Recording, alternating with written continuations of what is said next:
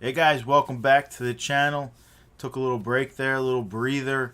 We're back in action though, ready to get going on UFC San Diego. San Diego, we all know means whale's penis in Spanish. All right, but let's break it down here. We got Marlon Vera, 19-7. He's 29 years old. He's a minus 240 favorite, 3-fight winning streak, beating Rob Font, Frankie Edgar, and Davey Grant. Very impressive there. He's going up against Dominic Cruz, 37 years old for a bantamweight. A little up there, but he's 24-3 plus 200 underdog, and he last beat Pedro Munoz and Casey Kenny.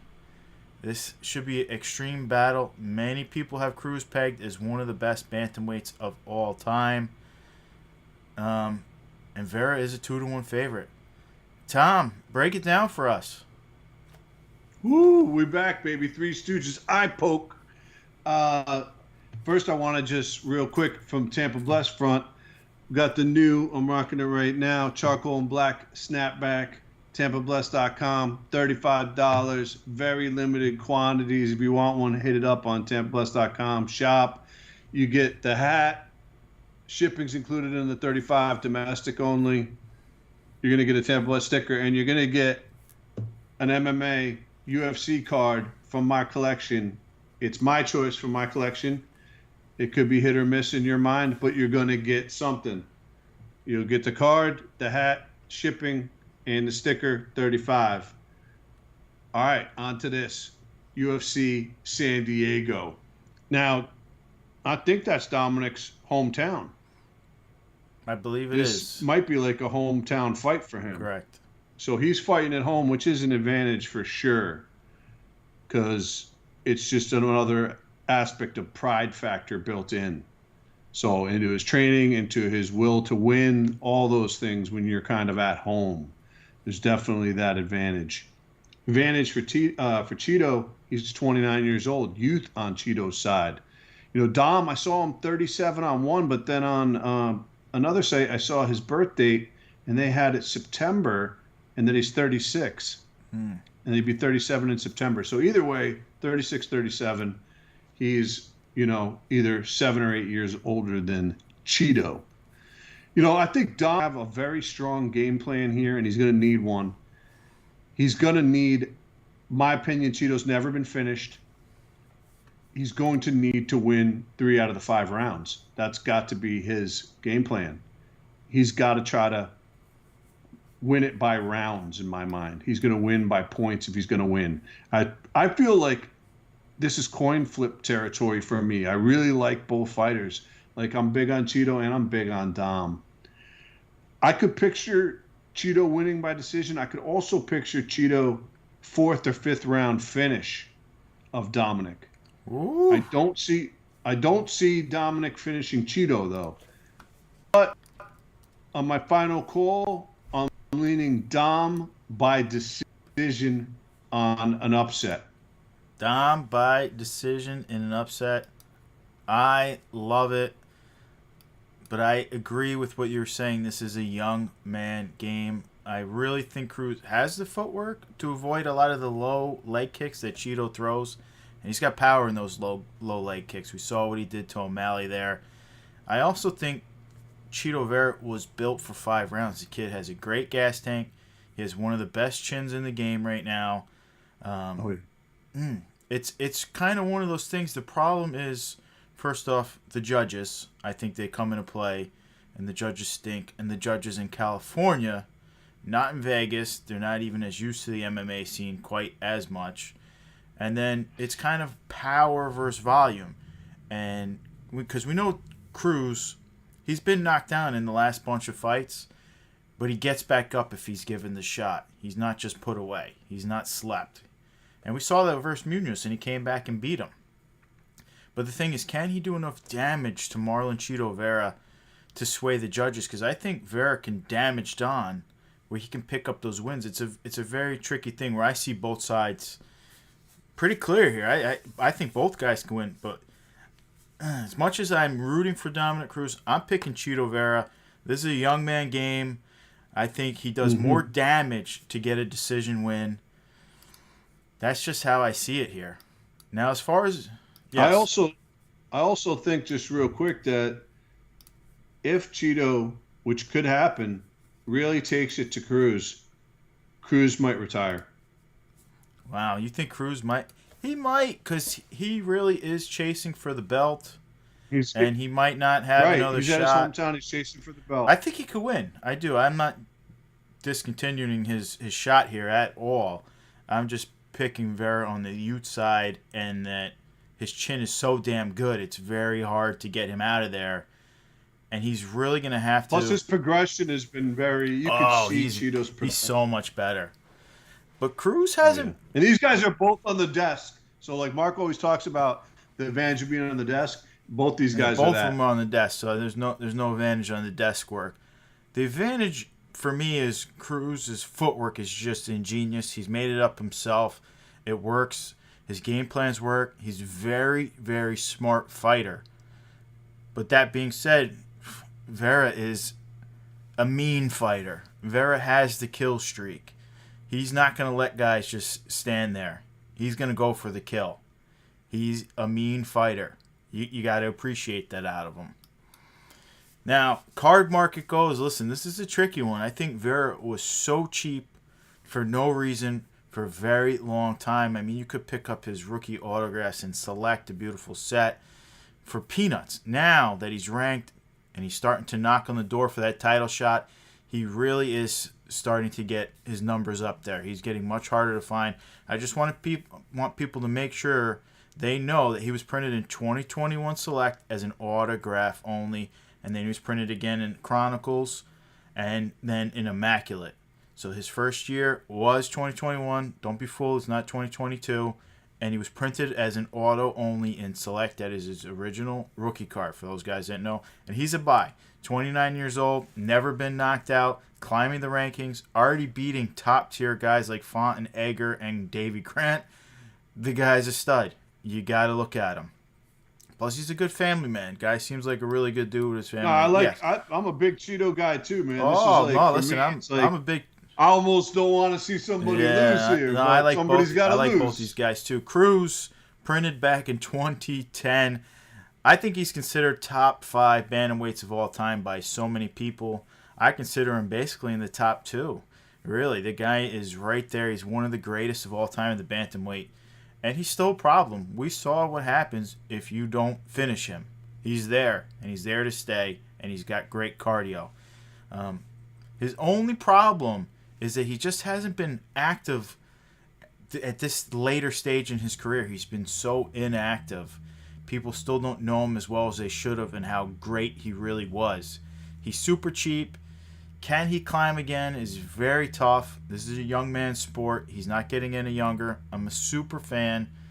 I got to say, you got to hold on Cruz, see how this fight goes. But really, you got to hold for the long term with him if you're looking to pick up any Cruzes, because he has the potential to be a Hall of Famer, and he has the potential to change course as more people actually see what he did and more people's eyes are inside the UFC.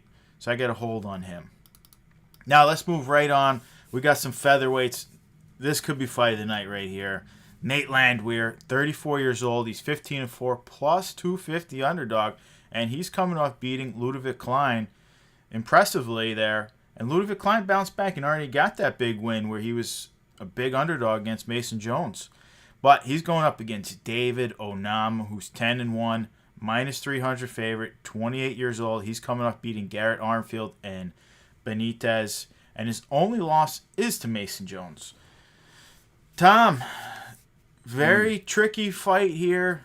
I don't like to disrespect on Nate Landwehr when the guy is very good himself, but how do you see this one playing out? Yeah, Nate, 6 years the senior of David. And like you said, I noted the same thing. He's got that win over Klein, and we saw Klein beat Mason, and Mason beat Onama, but every fight is different. So that's just stats there, but it is still an interesting, just side note. You know, I'm leaning toward Nate here, man. I'm going with the underdog by Silver Strikes round 3 or a decision. He just needs to avoid getting KO'd himself. Okay, all right. I mean, 2 fights, 2 underdogs for Tom. No. I think this fight is everything you want. I think we see pressure fighters, knockout power, cardios. We should really see a great scrap right here. I honestly think Onama is a stud. I think he is a complete package. His only loss was to Mason Jones, but for people that don't know, that was his UFC debut, a weight class up, where he's a little bit smaller of a guy. Now he's back at featherweight. I think the pace that Nate can put on Onama is going to be incredible. I think it could wear him out. I think that's his one shot. The guy moves forward, taking hits, not taking hits. He doesn't care. Sometimes that makes him go to sleep, though, at the same time. But I think Onama has a durability. I think he's able to weather that forward pressure. And I'm taking a finish by Onama in round number 2. I think he's got sneaky power. Ooh, I like it. Yeah. Now, Nice. both men, they're not printed. If Onama keeps winning, though, and looking this good, he's a must-buy. He's definitely one of the top prospects. He's tainted by that one loss, but we know in MMA that really doesn't affect them long-term. All right. Guys, this is a short card. I'm just going to throw that out there. We're not covering a lot of guys. Most of these guys are not printed on here. UFC debuts, guys we're not looking for. So you guys got a real shot to win some free cards this week. Let's put it that way. All right, but let's go right into light heavyweights. Devin Clark, 32 years old, 13-6, plus 125 underdog. And he last beat William Knight, and he lost 2 before that, but it was Kudalaba and Anthony Smith. No shame really right there. And he's going up against Amazat Mirkanov, who's 35 years old. He's 11-0. He's minus 145 favorite, and his UFC debut, he beat Tafon Nchukwu. Tom, break it down. You know, this is a similar scenario to the previous fight with Onama, for me at least, except I got to go in the other way. Devin Clark, tough as nails, has the potential also to knock out Azamat. So Azamat needs to avoid getting knocked out.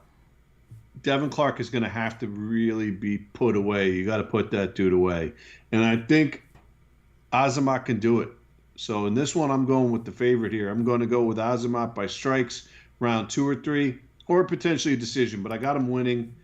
Just needs to avoid getting finished by Clark as well. All right. Listen, I'm doing the flip. I'm taking the underdog here. I'm not loving this nice one, but Devin Clark, as you mentioned, he's got, like, I'm not saying he's the most talented guy or I think he's the best fighter, but to say this guy doesn't have heart, to say this guy doesn't have durability, a chin, is an understatement. That dude got his teeth knocked in and kept coming forward. We saw that one. Crazy. Go back and watch this guy's recent fights. He does not have any quit. Watch him back when he fought Alonzo Menefield and basically lost his eye in that fight, was getting dominated, and he gassed Menefield and beat him. Simple as that. This dude is there. Yeah, Anthony Smith is a high-level guy. Kutalaba, middle of the class, but he's got crazy power and pretty good wrestling. He's been improving himself. So it's tough right there. Mirkanov, he's used to knocking guys out. He had a lot of knockouts. I don't think he's knocking Clark out. Go back and watch him recently when he fights Nchukwu. And basically, he wins the first round, no questions. He's losing the second round, and he gets a lucky flying, I'm not going to say lucky, but he gets this flying knee.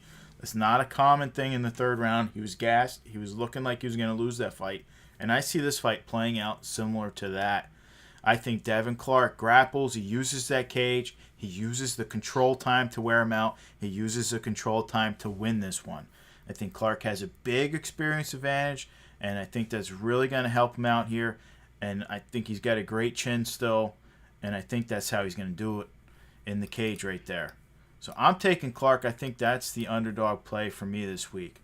Now, the card market, all right, it's really soft on these guys. We'll worry about them later.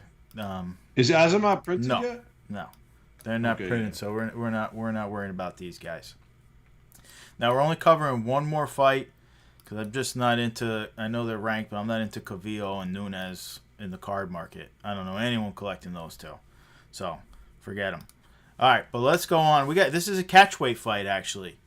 All right, so Angela Hill, 37 years old. She's 13-12.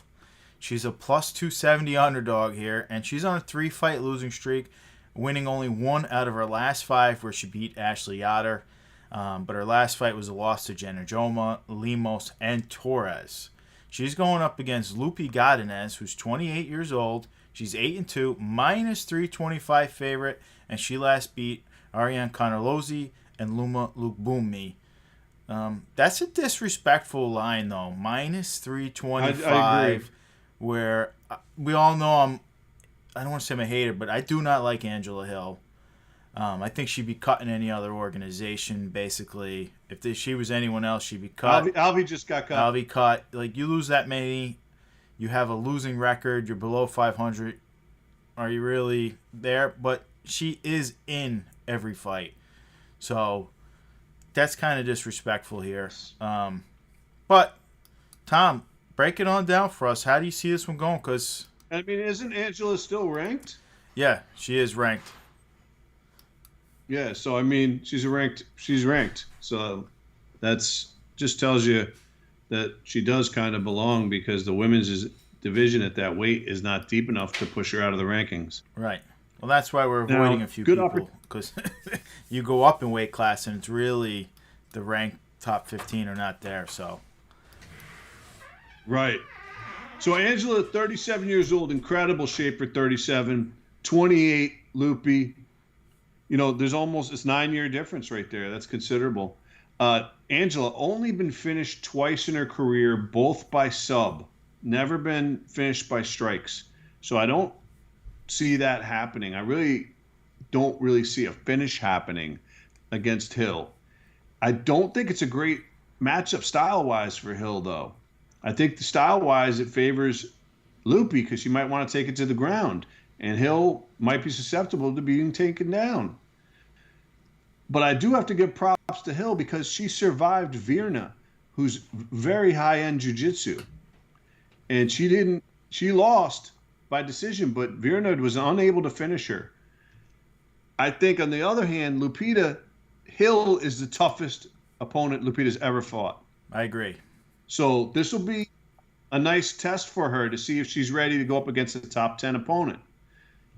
I'm going with, now, don't forget, it's not like Lupi's got a great record either. She's 3-2 in the UFC. It's just that last fight, she looked so much better, and she's progressed so much. Just like we say, Cheeto's progressed so much. You know, you look at some guys that have losses in their career and have some ups and downs. Let's look. That turn out to be some of the best ever. Point out her last loss for Lupi. She went up in weight class, and I believe it was only 9 days after she just fought. So you have to give a little bit there, because when you go up in weight and it was 9 days, she just couldn't make the weight cut again. That girl, a little bit of context. Luana Carolina, was just so much bigger than her. She just couldn't do anything. That's just how it goes sometimes. I mean, absolutely. You got to fight at your weight class for a reason. Not to interrupt, but all right, keep on breaking it down, Tom. Well, that's a great point. That's a great point. And I think it's good context right there to know. So I just wanted to say Charles Oliveira is the perfect example of someone who's had an up and down career that has really kept progressing, and he really is one of the best ever at his weight class. And found the right weight class. And if you looked at no more featherweight for Charles. Right. But it wasn't like he was rolling an undefeated career. He had some ups and downs, comebacks, but this is what has made him the champion. You know, this has really brought him to that level that he's at now. So, anyhow, I'm going to go here. Look, I could see it going either way here, honestly. Absolutely. But I'm going with Lupi. I was so impressed by her last fight that I became a fan of hers in her last fight. I was just like, wow. And Carnelossi, her sister, is no Angela Hill, and Carnelossi could be better than Angela Hill in the near future, but right now she's not better than Angela Hill. So as you mentioned, this is a massive step up. The way that she agreed, but Carnelossi is pretty jacked, and she got manhandled. which was very impressive. I just didn't expect to see that, and I didn't even pick that happening when I remember, because we talked about that fight as well. But I'm going to pick Lupi here by decision. Like I said, though, it's not going to be easy. Angela Hill is Right. tough for everyone. I also just want to mention looking jacked and being extra strong are not hand in hand. Otherwise, Hannah Goldie might be the champion right now. Right. That's right. And DC That's right. would have never been the champion. But, That's right. It's relevant there. All right, but let's get... I'm not an Angela Hill fan. I don't like her fighting. I think she should have been cut. I still think she should be cut. But all that being said, I think she's got a super durable chin. I also think her takedown defense is vastly improved if you watch her in her recent fights. As you mentioned, if you go back and watch her versus Verna, Verna is very skilled, very strong, very talented. I think Lupi is the rightful favorite, but I can see the upset here. I really can. I think the fight plays out pretty close to Angela's last fight with Verna.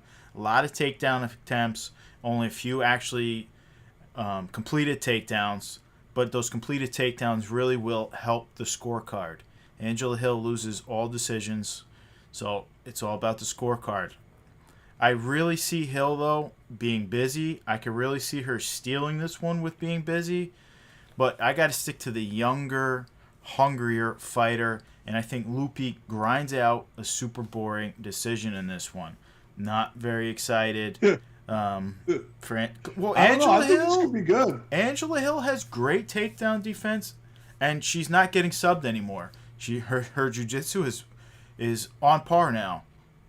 I hate to be saying that because we know I'm a hater, but it is. Angela Hill has improved all around many times over, and at 37, she is in very good shape. She's not going to quit. She's going to come forward for 3 rounds, and she's going to look to finish. I doubt she gets to finish on Lupi. I think Lupi holds her against the cage because that's what she's going to have to do. I think Angela Hill's a way better striker.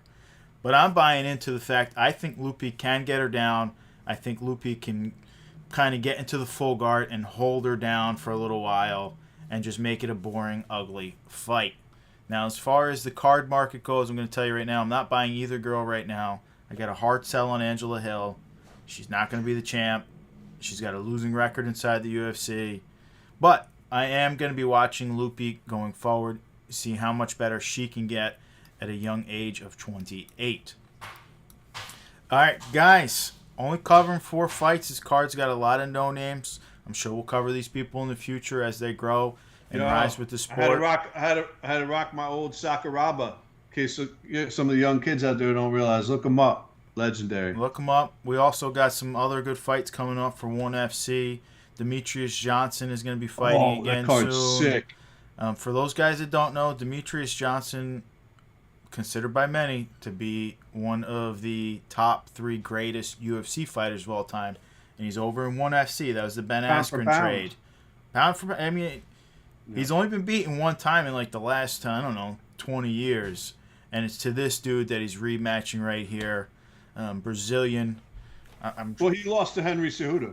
Well, he lost to Cejudo, but did he really lose to Cejudo, or did they want Mighty Mouse to lose that one? It was kind of, it was really, technically he did, but that was really iffy fight, and then he gets traded. The guy had like 11 defenses in a row. But this kid, Moraes, is the real deal over there in ONE FC. Big Brazilian for his weight class. I thought he was Marino or something. I think it's Moraes. Oh, Morales, okay. Morales, Adrius. Oh, Morales. Adrius Yeah, Morales. He's out of Florida, though, right? Yeah, he trains out of Florida half the time. Adrian Morales is big. He's strong. And the reason he beat Demetrius Johnson was a rule change over there. Just for you guys that don't know, he got kneed while he was grounded. That's legal over there. Johnson went unconscious on that one, and that was it. Now he's a little more prepared for it, and we'll see how this one plays out. That whole card's nasty, though. Yeah. And if you have Amazon Prime, which you probably do because dang near everybody does, it's going to be on Amazon Prime, which is pretty dope, man. And I think it's August 26th. All right, guys. That's it for the show today. Hope you enjoyed it. And, by the way, I wanted to announce real quick that I trolled Rich Franklin's account because I follow Rich Ace Franklin, who's it wasn't really a troll move. I just made a suggestion and said, yo, get with Panini, Topps, or one of these card companies and put out 1FC trading cards because they would be dope. All right.